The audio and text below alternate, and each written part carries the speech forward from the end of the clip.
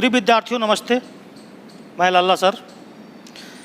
आज आपको मैं भुजा कोण भुजा समरूपता, दो त्रिभुजों में समरूपता के आपने प्रतिबंध पढ़े थे। पहला नंबर कोण कोण कोण समरूपता आपने पढ़ा, दूसरा आपने पढ़ा भुजा भुजा भुजा समरूपता, और आज की जो थ्योरम है उसका नाम है SAS समरूपता, भुजा कोण भुजा समरूपता। जो भुजा कोण भुजा समरूपता है वो क्या कहती है? देखिए, भुजा कोण भुजा समरूपता कहती है कि यदि किन्हीं दो त्रिभुजों में दो संगत भुजाओं में अनुपात बराबर हो और उन भुजाओं के बीच के जो कोण हैं वो आपस में बराबर हों। जैसे यहाँ समझिएगा, एक त्रिभुज है ये ABC और दूसरा त्रिभुज है ये PQR। त्रिभुज ABC में और PQR में क्या क्या देखिए दिया गया है। हमें जो ज्ञात है, क्या ज्ञात है कि दो त्रिभुजों में यानी त्रिभुज ABC तथा त्रिभुज PQR में दो संगत भुजाओं में अनुपात बराबर हो, यानी वो समानुपाती हों भुजाएं। कौन सी भुजा? जैसे यहाँ पर AB का अनुपात PQ के ये बराबर दे दिया गया है AC का अनुपात PR के। तो ये दो भुजाएं यानी AB का अनुपात PQ के साथ बराबर है AC का अनुपात PR के साथ, इतना हमें दे दिया गया है। हमें साथ में कहा गया है कि इनका जो इंक्लूड एंगल है दोनों का, जैसे कोण, इन दोनों भुजाओं का इंक्लूड एंगल कोण A कहलाएगा और इनके बीच का जो इंक्लूड है वो कोण P कहलाएगा। तो ये दोनों कोण भी आपस में बराबर हैं, यानी कोण A ये बराबर है कोण किसके? P के। तो हमें सिद्ध करना है कि दोनों त्रिभुज हैं ये सिमिलर होंगे, समरूप होंगे, यानी त्रिभुज ABC ये समरूप होगा त्रिभुज PQR के।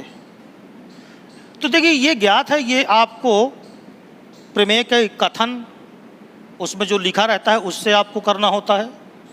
सिद्ध करना है में भी साफ साफ लिखा रहता है, तो सिद्ध करो कि दोनों त्रिभुज क्या होंगे? समरूप होंगे। तो वो भी हमें ज्ञात से मिल जाएगा।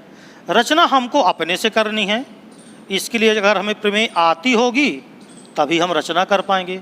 अच्छा, रचना में क्या करना है कि जैसे त्रिभुज ABC आपने छोटा बनाया है और त्रिभुज जो PQR है उसको थोड़ा बड़ा बनाया है, तो आप क्या करो कि AB के बराबर PQ से काट लो।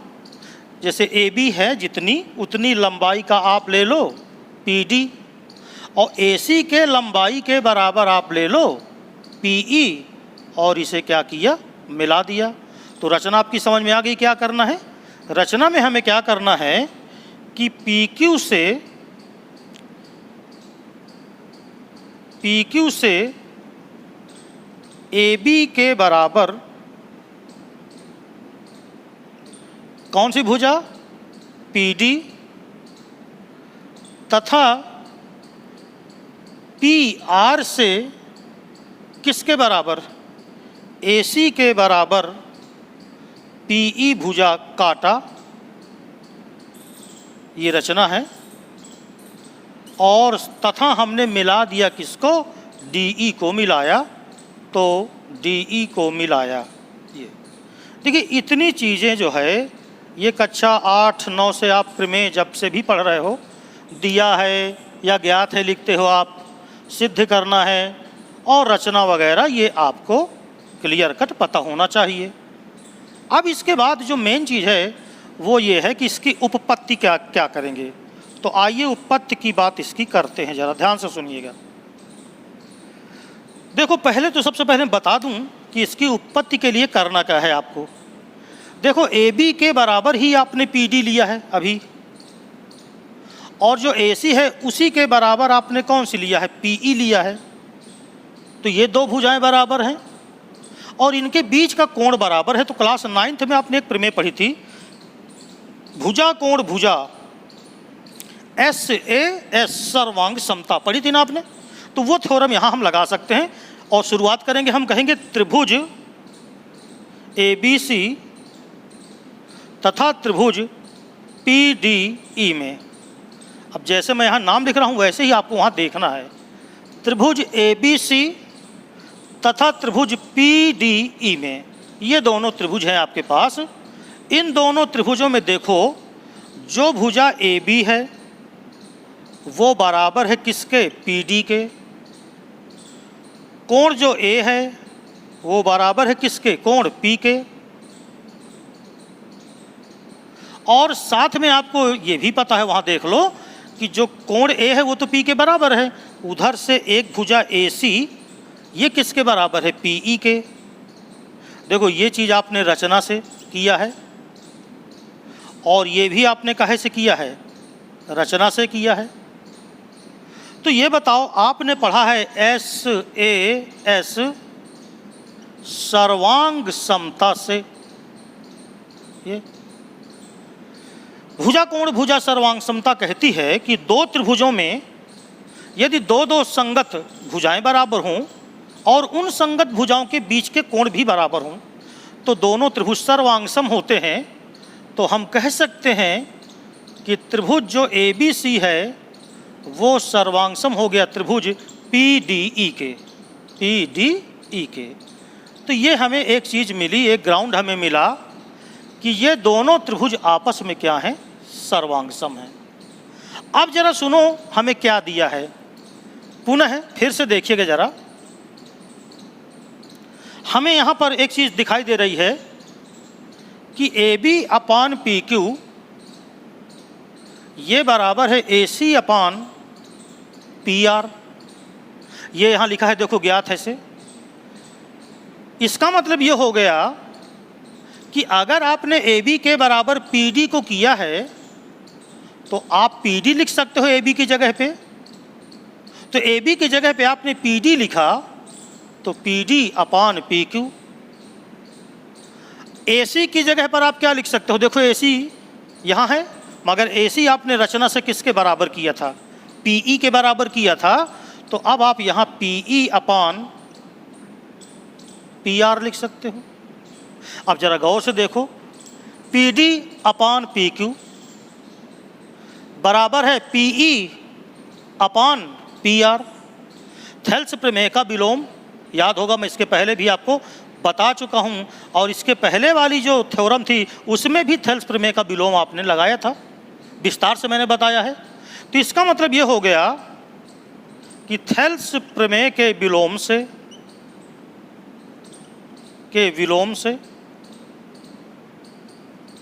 थेल्स प्रमेय का विलोम क्या कहता है कि यदि कोई एक रेखा इस प्रकार खींची जाए कि वो त्रिभुज को समान अनुपात में विभाजित करे, यानी PD बटा DQ ये बराबर हो जाए PE बटा ER, या PD बटा PQ बराबर हो जाए PE बटा PR, या DQ बटा PQ बराबर ER बटा PR। ये कोई भी अनुपात अगर बराबर हैं तो इसका मतलब है कि ये जो DE रेखा है ये समांतर होगी किसके? QR के। तो थेल्स प्रमेय के विलोम से हम कहेंगे कि जो DE रेखा है वो पैरेलल हो गई किसके? QR के। बोलो क्लियर हो गया? अब देखो, अगर ये रेखा DE जो है वो QR के समांतर हो गई तो इससे हमें क्या बेनिफिट हुआ? अगर ये रेखा समांतर है तो ये तिर्यक रेखा हुई कि ना हुई? और अगर तिर्यक रेखा काटे तो उनके संगत कोण आपस में क्या होंगे? बराबर होंगे। अब यहाँ पर मैं कोण D भी लिख सकता हूँ क्योंकि मैंने निशान लगा दिया है, इसलिए कोण D बराबर कोण Q तथा कोण जो E है वो बराबर है कोण किसके? R के। ये कैसे कोण हो गए? संगत कोण। बात समझ में आ गई? अब जरा आप गौर से देखना जो मैं इस बार लिखने जा रहा हूँ।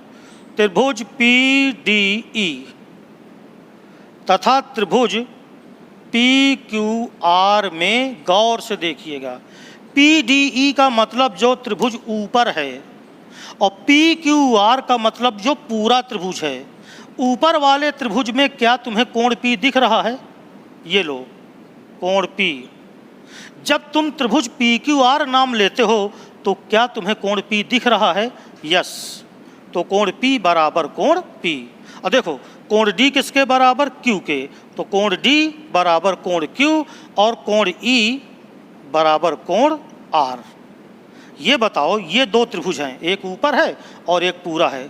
दो त्रिभुजों में अगर तीनों संगत कोण आपस में बराबर हों तो यही तो थ्योरम थी, कोण कोण कोण समरूपता थी ना। इसलिए चाहे यहां लिख दें, इसलिए त्रिभुज कौन सा? PDE ये सिमिलर हो गया त्रिभुज PQR के कौन सी समरूपता? A से। अब ये बताओ यार, ABC त्रिभुज PDE के ये सर्वांगसम था। सॉरी यार भाई, ध्यान रखना, ये त्रिभुज क्या था? सर्वांगसम था। ये दोनों त्रिभुज अगर सर्वांगसम हैं, ABC ये सर्वांगसम है त्रिभुज PDE के, तो फिर चाहे ABC लिखो चाहे PDE लिखो कोई फर्क नहीं है। तो अगर PDE PQR के समरूप है तो PDE सर्वांगसम किसके है? ABC के। इसलिए हम कह सकते हैं कि त्रिभुज ABC ही समरूप हो जाएगा त्रिभुज PQR के। और यही हमारी क्या थी? प्रमेय थी। तो आई समझ में प्रमेय? मैंने पूरा देखिए लिख के दिखाया, ज्ञात है, रचना है, सब कुछ दिखाया, तो इसलिए 10-15 मिनट लगे होंगे। बकाया अगर मैं चाहता तो खाली उत्पत्ति आपको बता सकता था। तो आप इसको नोट कर लीजिए। देखिए प्रमेय मेन समाप्त हो गई हैं। अब इसके बाद हम एक्सरसाइज करवाएंगे और याद रखना RD शर्मा से भी हम क्वेश्चन करवाएंगे, एग्जाम्पल्स करवाएंगे। थैंक यू, नमस्ते।